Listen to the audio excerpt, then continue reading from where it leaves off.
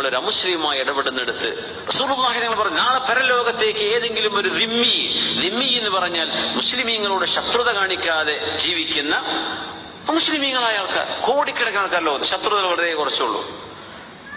അത് എഴുതുന്നവരും പറയുന്നവരും അതിൽ കുറച്ചേ ഉള്ളൂ. പക്ഷെ നമ്മൾ ഈ സോഷ്യൽ മീഡിയ കാണുമ്പോൾ അതെല്ലാം ഇങ്ങനെ വെറുതെ തോന്നുകയാണ്. വളരെ ചെറിയൊരു മൈന്യൂട്ട് ശതമാനമാണ് ഈ ശത്രുതയും വെറുപ്പും കൊണ്ട് നടക്കുന്നത്. കോടിക്കണക്കിന് അമുസ്ലിമീങ്ങളായ ആളുകൾ ഈ ഉമ്മത്തിനോട് ദയാവായ്പുള്ളവരാ. ഒരുപക്ഷെ അവർ എഴുതുന്നോ കമന്റ് നടന്നുണ്ടാവില്ല എന്ന് മാത്രം. തങ്ങൾ പറയാം, നാളെ പരലോകത്ത് ഒരു ദിമ്മിയായ മനുഷ്യൻ, ഒരു മുസ്ലിം എന്നെ വഞ്ചിച്ചു എന്നോ കബളിപ്പിച്ചു എന്നോ അല്ലെങ്കിൽ എന്നോട് അനീതി ചെയ്തു എന്നോ പറഞ്ഞ് അള്ളാഹുവിന്റെ കോടതിയിലേക്ക് വന്നാൽ ഈ മുസ്ലിമിനെതിരെ ആ അമുസ്ലിമായ മനുഷ്യന്റെ കൂടെ ഞാൻ അമുസ്ലിമിന് വേണ്ടി അള്ളാഹുവിന്റെ കോടതിയിൽ വാദിക്കാനായിരിക്കും ഞാൻ നിൽക്കുന്നത്. നബിയെ, ഞാൻ മുസ്ലിമല്ലേ, എന്റെ കൂടെ നിങ്ങളില്ലേ എന്ന് എന്നോട് ചോദിക്കരുത്. അനീതിയാണ് നിങ്ങൾ ചെയ്തതെങ്കിൽ നീതിക്ക് വേണ്ടി ഞാൻ അമുസ്ലിമിന്റെ കൂടെ ആയിരിക്കും ഉണ്ടാവുക എന്ന് പറഞ്ഞിട്ടുണ്ട് റസൂലുള്ളാഹി സ്വല്ലല്ലാഹു അലൈഹി വസല്ലം.